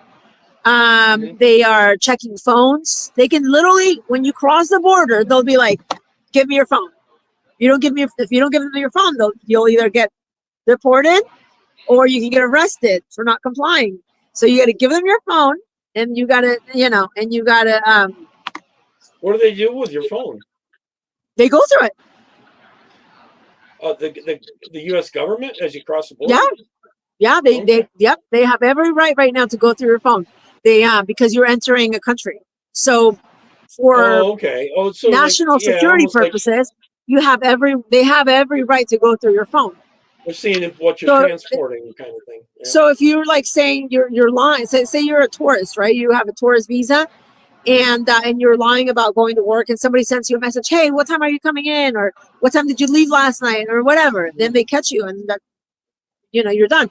But anyway, they're also trying to catch drug trafficking and stuff. Yeah, well, they're trying to catch anybody lying, pretty much. And I mean, I think it's honestly the right thing to do. Again, only because it's Mhm. the illegal immigration issue has been so majorly abused, and so has the The Democrats could birthright have gotten away thing. with it if they didn't like go nuts on flooding the country and giving them all the freebies. I mean, what we wanted to talk about during this video is again the birthright citizenship issue, and I think that like it's not just the illegal population, the illegal immigration population, but all the children that they have given birth to in the last 20 years. Oh my God. It's been millions. It's life changing for America. It's, it's completely changing everything. Changing America's makeup pretty much, and everything America is really truly about, especially if they take that to the vote to the polls, to the to the voting booths, and not only that, but obviously the Democrats are aggressively targeting this demographic, which is a demographic that they know Mhm. doesn't really know much about politics. They just They can know kind of scream what they hear racism and on. get the vote, right? They know what they hear on TV. This is why it's so important for the Trump administration right now to get people such as myself, Trumpers watching, out there really truly engaging with the younger generations, because the Democrats are brainwashing them. They've been brainwashing them for years. We saw it in Yeah. the state of In our Arizona in schools. 2020. Yeah. A lot of the voters in the state of Arizona in 2020 were younger, were a very young demographic, like just young enough to vote. So like, 19, Really. 20, 21. So, think about that. So if they were 18 in 2020, that means that when Trump ran for office in 2015, those children were only 14 years old, 13. So they grew up hating Trump. So what are they going to do? They're going to go out and vote against him, whether they even Yeah. know him or not. So Well, especially when that's they're where teaching in the schools. Yeah. that's where the Trump administration, especially since we have so many Hispanic children in this country, this is where the Trump administration needs to step in. And and unfortunately, I see it a lot as far as a lot of organizations that I honestly don't think they're having major reach. And only because they're still very much they're still very conservative. They're still very sort of traditional, and we need better approaches when it comes to Hispanic outreach. We really Yeah. do. We need. Look at what the How Democrats left? do. Someone asked earlier how left wing is Telemundo. I already know the answer to that. They're Someone pretty far asked what? left. Telemundo, how left wing are they? Are they Oh, fair? they're Or not? totally. Well, yeah. Yeah, they are. Is there any alternatives to them? No, not really, not in Spanish. Though, let me tell you this: I am very close with one of the top Telemundo producers, and I talked to her back January this year. I messaged her, and she's been a Telemundo producer for years. And I said, I'll be in DC. I'll meet you in DC, because I was on my way and she was on her way. She was going to do the coverage of inauguration and the White House and all of it, right? Because she's one of the top producers. And so I said, were you shocked? Were you shocked to see Trump winning? She was like, no. She's like, Paloma, I'm out. I travel all over America. She's like, we knew Trump was going to win. And I was like, really? She's like, oh yeah, we knew. She was Actually, like, there was no doubt in my mind. Went a lot more for Trump than past. Yeah, times. she said that she was interviewing people. She said, when people Almost can't pay for 45%. groceries, Yeah. it was the economy really, and obviously also illegal immigration, but it was the economy mostly. The price of groceries just got ridiculous over the last 5 years. Price of I fuel. mean, the gas honestly wasn't as bad. I think it was worse at the very beginning, but I got to a point where it was like $7 in LA for a gallon of gas, if you remember that. The cost of that makes everything else prices going up. I've 'cause noticed the cost of gas has sort of gone down in recent days because I got it. I've been getting gas for like 320, 319. I don't know what it is in other states, but here I've been getting the lowest I've gotten is this I think 314. But I'm Oh. like, come on, Trump, you got to bring this down to like $2. No, what? Just today, Gloria and I got it for 367. That's so high. Not 367, 267. Oh, two. Wow, really? 267, yeah, at BJ's. It's sort of like a Costco's type. Oh, okay. Well, yeah. Well, Sheets here, I think, has it for one of the lowest, and then also. Well, there's several places under $3. A little bit. Wow. Under, like I have not seen it under $3 yet. The lowest I've seen, like I said, well, has been like $3.19. PA has the higher taxes than New York on fuel taxes.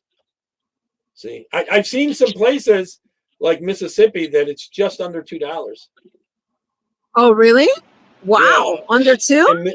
Yeah, two. I wanted to research something real quick. Hold on one second. I've seen pictures of people posting it. No, I don't have any pictures, but well, I mean, I'm looking. You're gonna stuff see up what on my gas iPad. prices are, cheapest gas prices. It would No, be I'm like the South. It'd be the South, like Mississippi, Alabama, maybe Louisiana. They don't tax it as much. Most of the profit, like I think they make 80 cents a gallon. The fuel companies or whatever, about 80 cents a gallon. The rest is all tax. Well, I mean, I'm just anywhere around three. I'm I'm Happy. or under three. Well, under three. Well, I you should were say. used to California. Now, what is the price like in For Mexico? years I paid close to $5 in California. Yeah, all the time. There were times where we were paying. I'm not joking. We were paying. I mean, if for some reason It we makes you happened to not go be in, some places. yeah, well, yeah, especially in Arizona, we know people aren't going places because they don't have any moolah, any money to get gas money. So, but yeah, I like if we happen to be in Beverly Hills for whatever reason and need gas, it was a big deal. I would just get like maybe $15, which got us 2 gallons of gas, Wow. and then head to like West LA where it was maybe 5 or something, 4.80 or something. A little cheaper. But yeah, it's incredible what's happened with the. I mean, look at Dollar Tree. Look at all these places that have gone up so much. Dollar Tree now has an entire $3 section. Yeah, because everything that ggets delivered there costs them more to get there and stuff. I just recently saw a video on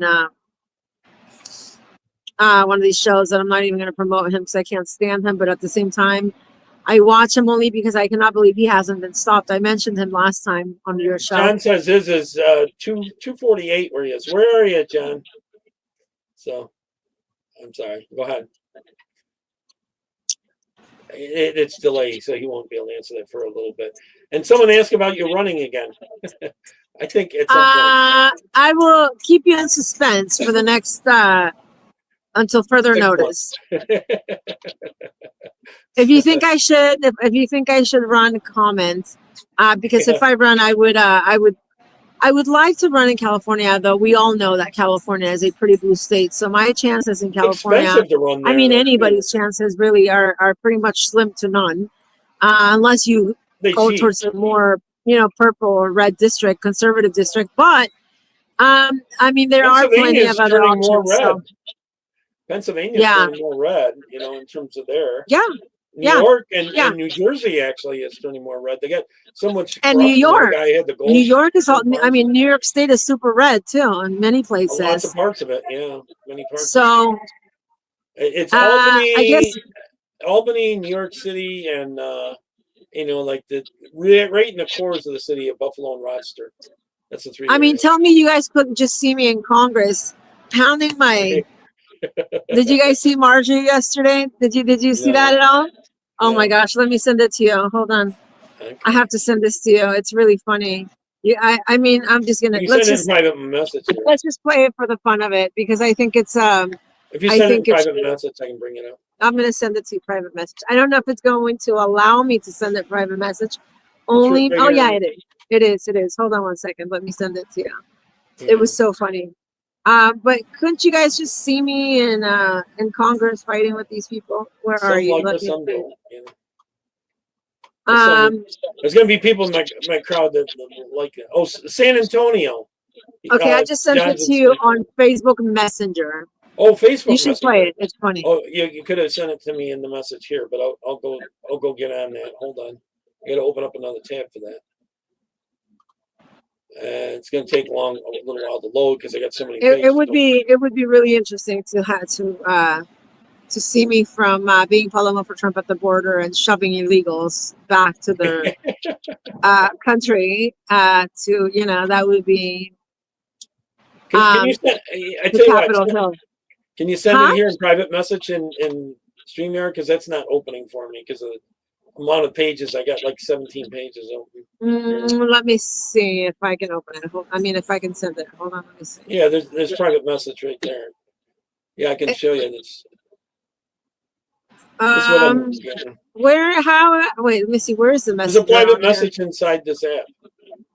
It says chat. Yeah, in the chat. Oh no, not okay, but not the chat. No, there's a private also. I gotta get back. Oh, this is with everyone in the studio. Yeah. Whoops! You took yourself out. Yeah, right here. Add it here. She's still in the background, I think. No, she's not. Okay, you didn't There lose you me. I'm are. back. Yeah, you're back. I just don't see an option to send you any Or attachment. you gotta copy it and paste it. Here, I'll show you what I'm getting when I'm trying to open it up because I got so many pages. All I see is I see an option to chat, but see if you can open up the Facebook Messenger because it's funny. I can't. I Get mean, Facebook I don't open. mean to be rude, but I'm not Facebook. Congress, I'll try in it many again. ways, has become a big joke. Yeah, I got so many app things open, I can't open it up. See it there? That's my Facebook. Let me try another way. Should be able to get at it here.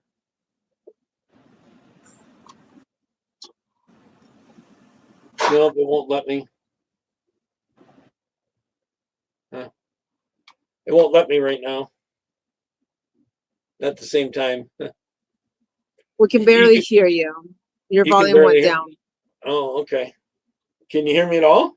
Are we gonna? Are you for putting President Trump on Mount Rushmore?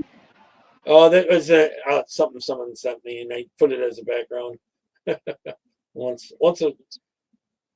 Just to be funny. Not that I am, just showing that. I can't get Facebook to open right now. Not while I'm open here. I promise you, next time I come on, I'll be less tired and more done up. Okay. You guys know that I don't like to wear makeup either way, but I'm exhausted today because I've been up since 5 a.m.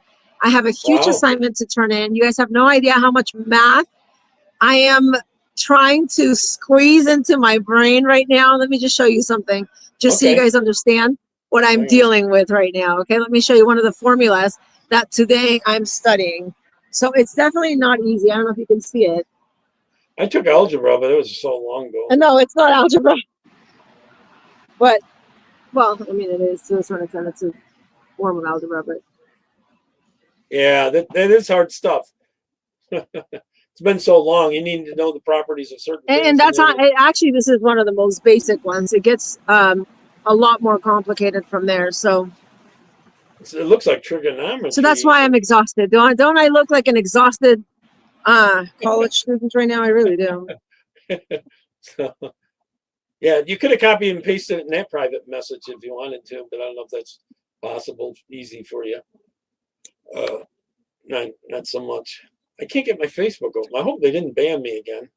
We can barely hear you. I'm not really sure. Really? How can people in the audience? Can you hear me okay? Let me go over to that tab. We kind of lost your sound. I mean, we can hear you, but it's like super low. Why don't you try going out and coming back in? Okay. Go out and come back in. I think it's on your end. So, let's see here.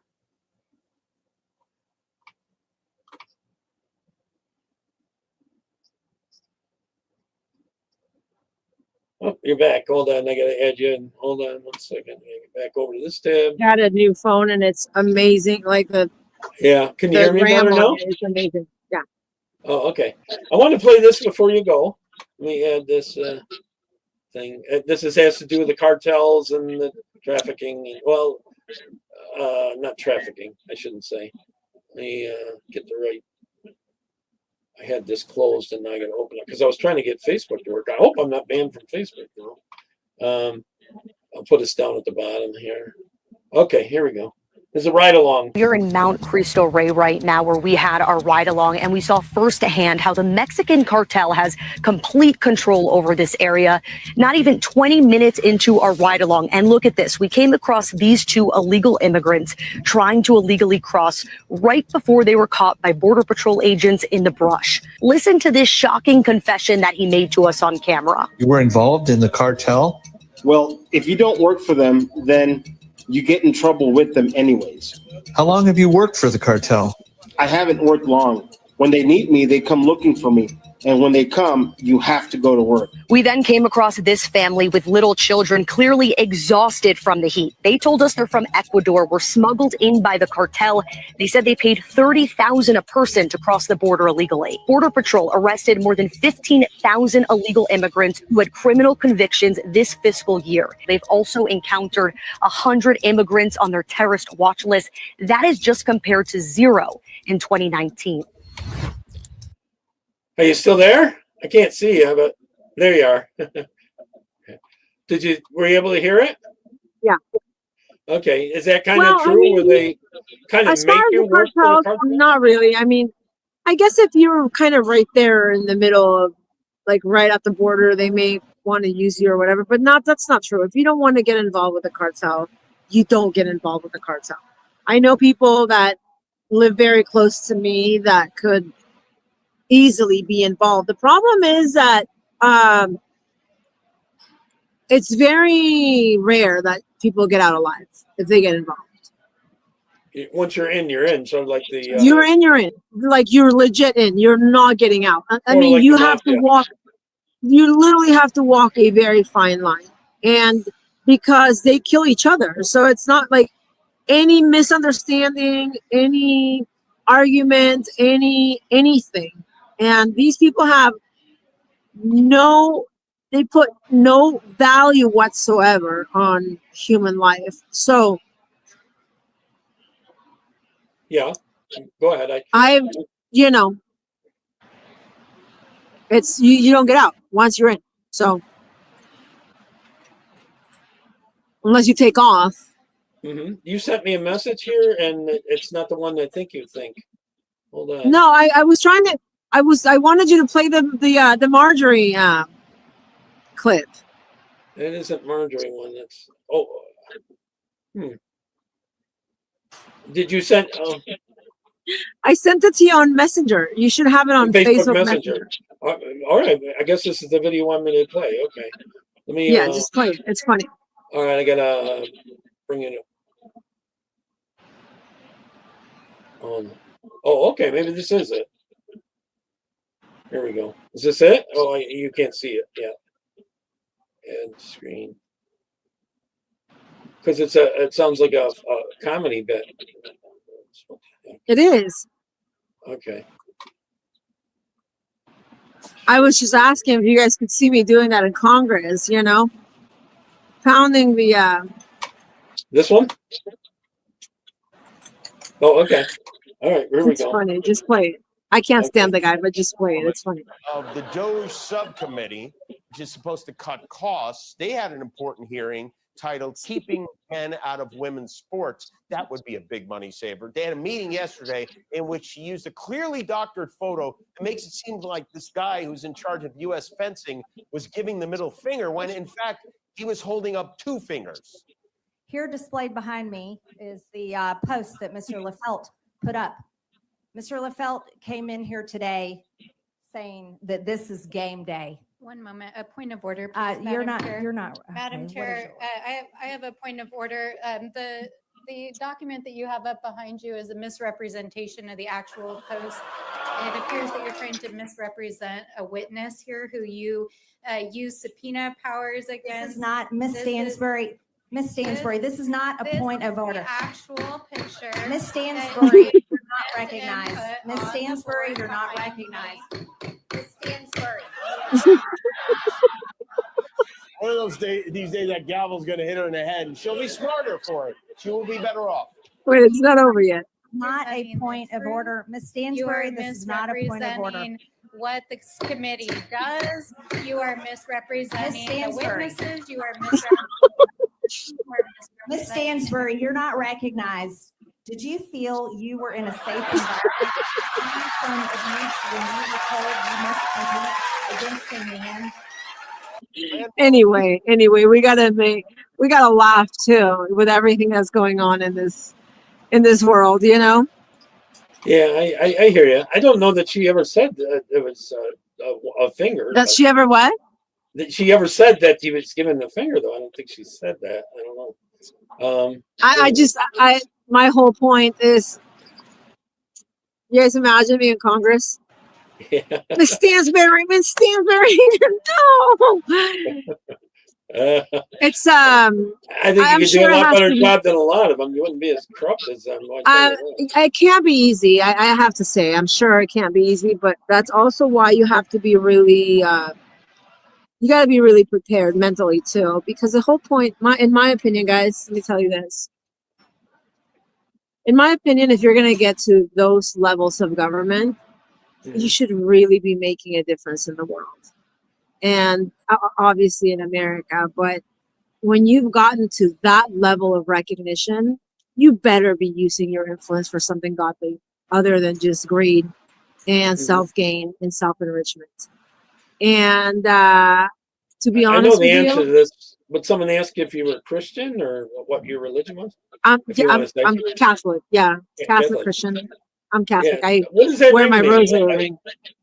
What? That's a rosary ring? Is that what it means? It's a rosary. Yeah, it's a rosary. Yeah, that's praise to Mary. Is what it is, right? Virgen de Guadalupe. Yeah. Oh, okay. Remember, I'm Mexican after all. Yeah, I've been my mom was wearing it for Catholic, now about 15 years. Yeah. This went very viral. This is all over the news. There's a lot of articles with this ring on. I never take it off. Last night I lost it in the rain. You know how it was raining very bad over the last few days. Mm-hmm. And I dropped it. I couldn't find it because there was a huge puddle. I dropped it because I took it off so I could, right in the mud, put lotion on my hands. And then I dropped it. I got out of the car. I heard it drop. I was freaking out. I was like, "Where's my ring? My rosary?" And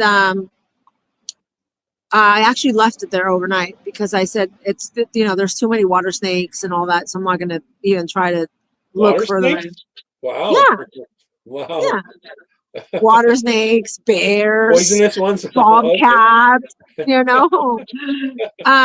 So I said I'm not going to be out here looking for my rosary and and run into a bear right now or something, So I just said, what, I'm going to try not to move the car so I don't crush it.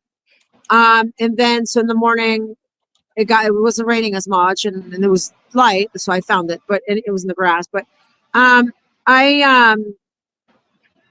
I think John thinks you should use an air horn if you get in the Congress instead of a gavel. Oh, I don't have one. I really need to get bear spray. That's what I need to do instead of just being afraid of them, because they do come down. No, he was talking about when you get in Congress instead of using a gavel, you can use an air horn. I was like, what? Okay. Yeah. or a bullhorn, No, I mean, as funny as I think it all is, and what they've made of it as far as the branding. I mean, we're all good at branding. I taught Marjorie branding, and AOC is very good at branding, and Marjorie's good at branding, and I've been good at branding, and we're all good at branding. But it's not about the branding. It's about making a difference in the world. It's about taking those resources that somehow you've been given access to, that whether they are money, reach, knowledge, contacts, whatever resources God has given you or put at your disposal, to do something with them. to change lives. That's what government is meant for. Government is not meant so you could pose for magazines. Well, they Government make is a lot not of meant so they make a lot of money in Congress. All of government them. is not meant so you can buy yourself 10 houses like the Democrats and now the Republicans, many Republicans too. Government is meant so that we can serve the people, serve the country, serve your state, your district, your country, whatever it may be. And to be honest with you, other than Donald Trump and now his new cabinet, which I do believe that the cabinet is working hard, you don't really I have my friend who's a DHS agent calling me. 1 second. Let's talk to him. Let's interview him. Okay. Good, Deegan. Who are you? Oh, what's good? Oh, no, it's okay. I'm doing an interview that's gonna get a lot of views, but I wanted to ask you something. I want to put you on speaker. I want, as a DHS agent, Tell them we're live. I wanted to ask you what you think of what's going on at the border as far as the how much it's changed over the last 4 months. So I'm going to put you on speaker real quick. They're not going to be able to see you, obviously. Okay, hold on. Okay, so this is a DHS agent, and I want him to tell us what he thinks. He worked at the border for years, right? I worked at the border, and then I became an ICE agent, and I retired from there. Yeah. Tell us what you think of what happened over the last 4 years as an agent and what you saw. This is the administration was the worst thing I ever experienced in my life. So now it's way bigger. Now our hands, like previously our hands were handcuffed, not tied. I couldn't even believe it how restricted we were before. So now it's heaven. Back to normal again, as I say. And I'm so happy, and I wake up happy every day. He wakes up happy. Oh, yeah. That's great. Someone's asking you to kind of repeat what he's saying because they're not picking up all the words. Oh, okay. Well, he's saying that he has never seen a situation like he saw over the last 4 years with the Biden administration. He's never seen anything. I mean, the agents weren't even allowed to do their jobs, right? It's bad that I mean, it was not like the U.S. It's like, wait, that's how bad it was. He didn't even recognize it. It wasn't even the U.S. anymore. It was like another country. That's what he's saying. Yeah, that's how bad. No. Like I said, right now, it's heaven. It's back to normal. This is America. He's saying it's heaven now. It's back to normal. It's America again. We've taken America back. Anyway, if he's retired, is he thinking of going back to doing that? Are you thinking about ever going back now that you're retired? Now that Trump's in?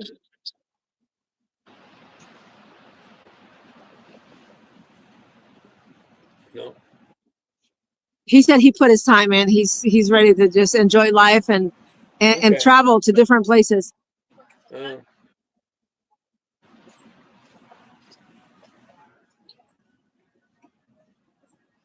He does miss his job though.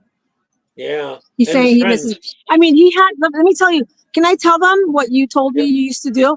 So he used to be in charge of the raid, the arresting them at their houses, the dangerous ones. Mm-hmm. The very violent ones, that the rapists, all those. So he used to wait for them outside their house when they came home from work or when they came out of their house and arrest them on the spot. So it was very dangerous for them. Mm-hmm. They could be armed. Yeah. Rapists, drug traffickers, all the trash of the trash. Now they're all in Ecuador. Or no, not Ecuador. El Salvador, right? No. I'm saying now they're in the Bukele prison. I'm saying. What's that place in San Francisco? The one Alcatraz. We're talking about putting them. The Salvadorian prison. That's where they're at. Yeah. Now they want to put them in Alcatraz too. Yeah. Yeah. Okay. Well, let me finish up this interview and I will send you a message when I'm done. Thank you so much. Okay. Bye-bye. Yeah. So. Yeah, he's a former DHS agent. And let me tell you, it's funny because I have this let's just give her a little bit of importance because she loves to have it. Some narcissist stalker that has been slandering me for years, claiming that that I'm not truly a U.S. citizen, right? That I've been faking it all these years, right? Remember that? And so it's funny because he's a Well, we did a live when you were at the White House to prove that you were there one time. Anyway, he's a former, as you heard, he's a former DHS agent, and I actually have sued this woman. So pretty soon we're going to court, and obviously she's been defaming me majorly, and she was like, I'll even bring I'll subpoena a DHS officer, which you can't do. She can't just subpoena people, I mean, not agents anyway. She could subpoena other people, I guess, but he asked me when is a court date so I can, show up and tell the judge that this woman is full of crap, pretty much.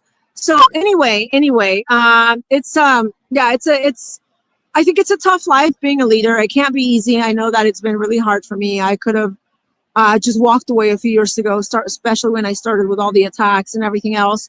But I do think that God has a much bigger plan for me, which is the reason why I've been so attacked as well. And the one thing that does bother me a lot of time is to see people in leadership or in office and not do more. I'm very familiar and personally know of a leader in one small town in Mexico, outside of Mexico City, where my family owns property, that a town where for years nothing had really gotten done. For decades nothing had gotten done. It was the same thing, just a lot of money laundering, just a lot of the same branding and politics game and everything else. Anyway, long story short, this woman came in. I can't even tell you. I can't even understand how she does what she does. I don't know where she finds the time, the energy, the human resources. I mean, because it's not just about having the money. I mean, this woman has built over the last 4 years. She was recently reelected, of course. I think she's built, I am not even exaggerating, over 100 new roads. She's built churches or hospitals, schools. I mean, I didn't meet her. I've known her for years. We've been friends for years, but I saw her 2 years ago, and I went up to her. We hugged, kissed, whatever, and I said, I want to know how you do it. How do you do it? Like, I can't even keep up. Every day I open my Instagram or my Facebook, I see her doing something different. She's changing lives every single day. I mean, with someone, with someone like her as president of the nation, oh my God, this woman can change the world. To go from someone building 1 or 2 roads a year to someone who's building a road every other day, and not just roads, but so much more. I mean, she's building Olympic pools for children that wouldn't even think of knowing how to swim. She's building amazing parks. She's building banks for people that used to have to travel 3 hours to go to a bank. You're talking New about the leader of Mexico? Yeah. Oh, She built a beautiful dog shelter. I mean, she has dog ambulances, How is she keeping the cartels at bay? I mean, we don't really have a lot of cartel activity down there. Cartels are more of a border issue. I mean, we do, but it's not too bad.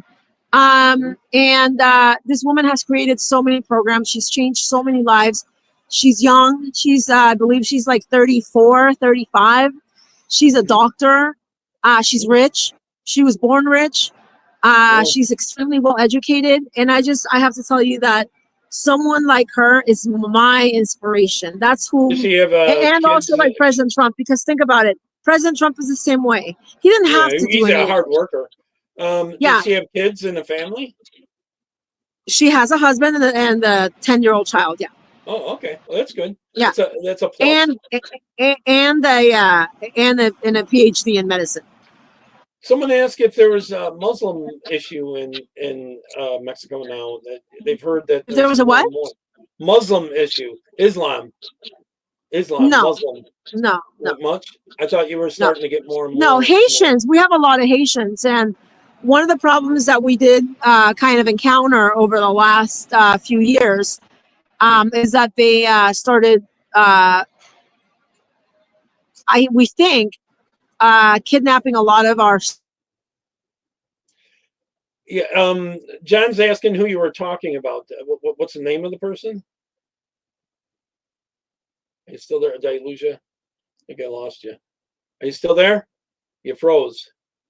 I think she's talking about the leader, John. She's talking about the leader of Mexico, I believe. So, are you still there? I gave her a minute to pop up. Maybe I'll play a video real quick. I got a few minutes before the end of this. Let me grab one that I was going to play anyways. Let's see. Let me play this while see if she gets back here. I gotta get on the right tab to add this. I think it's a signal issue for her. We'll see if she comes back. Well, she might pop out and pump back in. I'll play this one. Question back there first. Maybe their battery died. I don't know.